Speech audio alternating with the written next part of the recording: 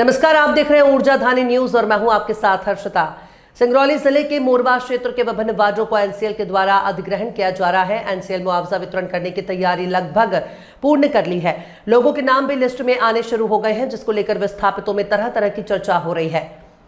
सरकारी भूमि, वन भूमि, एग्रीमेंट भूमि पर बसे लोगों में असंतोष देखा जा रहा है, जिसको लेकर सिंगरौली विस्थापन संघर्ष समिति के द्वारा पत्राचार कर 28 अगस्त को एनसीएल मुख्यालय के घेराव की बात कही गई, जिसको लेकर सिंगरौली के पूर्व विधायक राम लल्लू वैश्य ने इस आंदोलन का समर्थन करते हुए कहा कि एनसीएल को लार एक्ट के तहत नीति संगत विस्थापन का लाभ देना होगा। पूर्व विधायक ने क्या कुछ कहा, देखिए पूरी खबर। नमस्कार दर्शकों, मैं प्रदीप तिवारी, आप देख रहे हैं ऊर्जा धानी न्यूज चैनल। हमारे साथ आज फेस टू फेस कार्यक्रम के खास मेहमान हैं सिंगरौली के पूर्व विधायक राम लल्लू वैश्य जी। राम लल्लू जी, बहुत बहुत स्वागत है आपका ऊर्जा धानी न्यूज में। राम लल्लू जी, मोरवा विस्थापन मोरवा क्षेत्र एक बड़े पैमाने पर अधिग्रहण हो रहा है। आप भी इस चीज़ की लड़ाई लड़ रहे थे। सरकारी भूमि, वन भूमि, एग्रीमेंट के भूमि पर बसे लोगों को पट्टेदारों के हिसाब से ही मुआवजा मिलना चाहिए, ऐसा आपका कहना था कि लार एक्ट के तहत विस्थापन एनसीएल करे। लेकिन इस तरह से लार एक्ट का नियम का पालन न करते हुए एनसीएल अपने पूरे जो है कागजी कार्रवाई जो भी होता है अपना पूर्ण कर लिया है और लिस्ट में नाम देना शुरू कर दिया, यानी नोटिस जारी करना शुरू कर दिया है। उस संबंध में आप क्या कहेंगे? हमारा ये कहना है कि जहाँ तक एनसीएल का पुनर्वास की बात है, मैं सीधे बात करना चाहता हूँ। प्रशासन और एनसीएल प्रबंधन, माननीय डायरेक्टर सीएमडी साहब, इनके मध्य में बैठक हुई पर ये निष्कर्ष नहीं निकाल पा रहे हैं, निर्णय नहीं कर पा रहे हैं, अपने आप को झूठा बन रहे हैं। जब पहले जितने परियोजना खुले सब जगह मिला 40/60 का, ग्रामीण क्षेत्र में 60/90 का, पूरे मैं जिले की बात कर रहा हूँ। और ये आज कैसे बदल रहे हैं? मेरा कहना ये है कि जो 5 जुलाई को आंदोलन हुआ, 5 जून को, उसमें फिर अंत में कहा कि 12 तारीख को बैठक करेंगे। 12 तारीख की बैठक में फिर बता दिए कि कलेक्टर और आपका एनसीएल प्रबंधन के बीच में बात हुई, जिसमें कि मात्र शासकीय भूमि पर बसे मकान वालों को 6 लाख रुपए दिया जाएगा।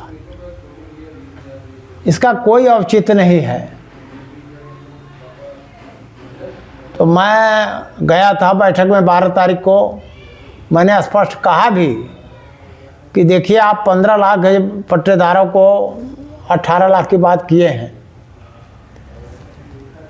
और उनको देने के लिए आपने तय कर लिया है।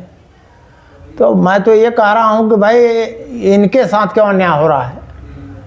शासकीय भूमि हो, वन भूमि हो, पट्टेदारों की भूमि पर बनाए हों, वो हों, किराएदार हों, नगर निगम की ज़मीन पर बसे हों, ये सब को एक रूपता दिखाना चाहिए कि हाँ भाई हम उजाड़ रहे हैं, इनकी अब जीविकोपार्जन छीना जा रहा है, तो चलो इनको प्लाट दोगे, पैसा दोगे, जो भी देना है दे के फुर्सत करो। मैं तो पहले यही कहा कि अब आप प्लाट दो। चुरकी देख लीजिए जगह, भलगढ़ देख लीजिए जगह, आपको पैसा देने में कठिनाई होती है तो मैं तो कहता हूँ कि 40/60 का प्लाट ही दो ना। आप नहीं, प्लाट की व्यवस्था ये कर रहे हैं, प्लाट के लिए टेंडर भी निकाल दिया है, लेकिन जो पट्टेदार हैं उनको 60/40 और जो सरकारी भूमि पर बसे लोग हैं उनको 20/30 का प्लाट देने का प्रावधान एनसीएल बनाया है। नहीं, 30/30 का काहे का? 20/30 है, 20/30 हम कहते हैं 40/60 का 60 देने का जो प्रावधान था वो देना। फिर ठगने वाले काम काहे कर रहे हैं? देखिए, स्पष्ट होना चाहिए। और अभी जो 28 तारीख को फिर से स्थापित समिति के द्वारा अपनी बात को रखना चाहते हैं कि भाई आप लोगों ने कोई सुनाई नहीं कर रहे हैं, घरों को नापी करा लिए, घरों का सूचना भी आप दे रहे हैं, तो इस तरह से कैसे काम चलेगा? जब तक उजड़ेंगे नहीं तो आप खदान खोदोगे कैसे? बिलास्टिक करोगे कैसे? तो ये और गहराता जाएगा मैटर। आंदोलन करेंगे, मैं तो कहता हूँ कि भाई आंदोलन करने का मौका ही क्यों दे रहे हैं आप निश्चित रूप से एकरूपता लाइए और 28 तारीख के इस आंदोलन का मैं भी समर्थन करता हूँ और ये कहता हूँ कि भाई जो आंदोलन का रूपरेखा बना है वो आप लोगों की देन है, एनसीएल प्रबंधन की देन है, कोई दूसरे की नहीं है। जिला प्रशासन को भी देखना चाहिए कि ये सब नहीं होना चाहिए। रिलायंस एक साथ है जेपी, इतने बड़े पैमाने पर प्रोजेक्ट थे तो वो सब हल हो गए। एनसीएल ने हमेशा हल किया, आज क्यों कतरा रहा है? इसलिए अब एनसीएल के ऊपर ही बारी है कि इनका ही आंदोलन चलेगा ताकि इनका काम ना हो पाए। और इस तरह का कोल इंडिया के कहते हैं कि बड़ी कंपनियां हैं,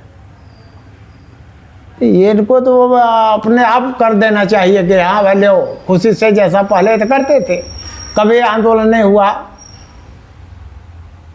तो मैं तो यही कहूँगा कि ये अवसर न दें, माननीय सीएमडी साहब वार्ता करें और स्पष्ट कर दें ताकि आगे का काम सुबाध गति से चलता रहे। इस खबर को तमाम विस्थापित दर्शक देखते होंगे। लार एक्ट में विस्थापन का क्या रूल है? पट्टेदार, सरकारी भूमि, एग्रीमेंट भूमि, वन भूमि, दोनों में इसमें अंतर क्या है, जरा स्पष्ट करो। ऐसा है, जहाँ तक मैं पुनर्वास नीति मध्य प्रदेश शासन ने बनाया 2002 में, उसमें बहुत स्पष्ट है। ग्रामीण क्षेत्र में 60/90, शहरी क्षेत्र में 40/60। ये जरूर है कि जो गरीब तबके के हैं उनको थोड़ा कम है, पर इसके बाद एनसीएल ने अपना जो रूल बनाया था वो शासकीय भू पर हो उसको भी 40/60 का देना, शासकीय हो चाहे पट्टे की हो, उसमें कोई भेदभाव नहीं है, सबको बराबर देते आए हैं।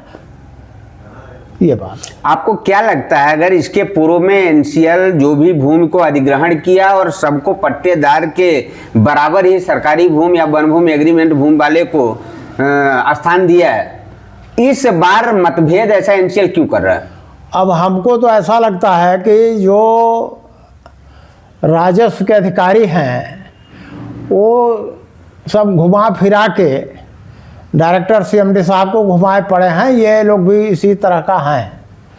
अरे इसके पहले 2011 से यही मढ़ौली कहने भाग गए 10 नंबर वार्ड, 10 नंबर वार्ड जो बचा था वो इस बार ले लिए हैं आप।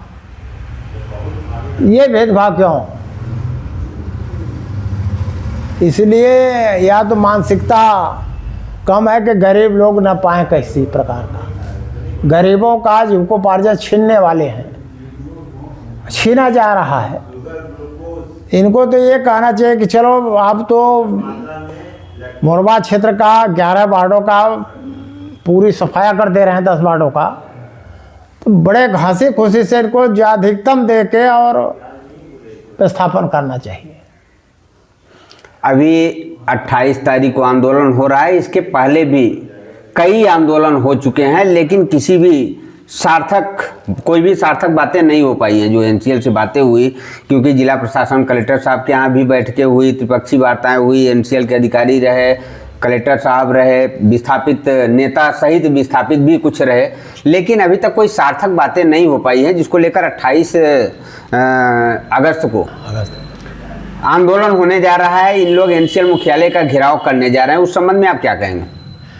देखिए, एनसीएल प्रबंधन आदि विस्थापन मुद्दे पर शासकीय जमीन वालों पर आदि उचित न्याय नहीं दे पा रहे हैं, तो आंदोलन कर रहे हैं और करना भी चाहिए, इसलिए कि प्रजातंत्र में यही एक आधार है। और मैं जहाँ तक कहता हूँ कि विस्थापन के मुद्दे में संविधान के अनुच्छेद 300A कहता है कि अपने हक की लड़ाई के लिए आगे आना चाहिए और इसको देना चाहिए। ये पढ़ लें कि 300 संविधान के अनुच्छेद 300A क्या कहता है। ये तो उल्टा बताते हैं कि देने के नहीं कहता, बल्कि संविधान तो कहता है देना चाहिए।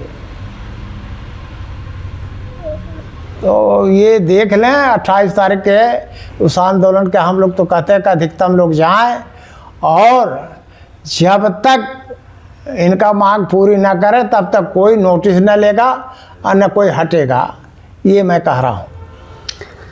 तो देखिए, सिंगरौली के पूर्व विधायक रामलल्लू वैस जी हैं। ये 3 बार विधायक रहे हैं, 5 साल मेयर रह चुके हैं और 5 साल ये कृषि उपज मंडी के अध्यक्ष भी रहे।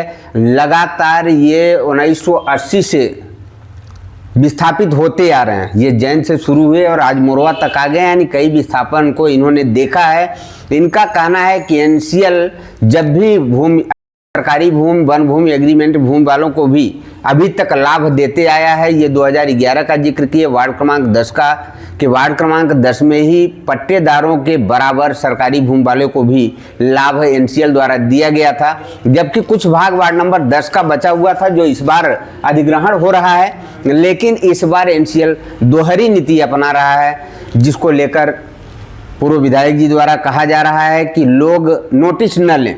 जब तक अपनी इनकी मांगें पूरी नहीं होती, ये घेराव करें, अपना आंदोलन करें, विरोध दर्शाएं, और जब तक एनसीएल इनकी बातों को नहीं मानता ये नोटिस न लें। एनसीएल को लॉ एक्ट का पालन करके जो भी रूल, प्रावधान, नियम, नीति संगत है एनसीएल को देना चाहिए, ये पूर्व विधायक रामलल्लू वैस जी का कहना है।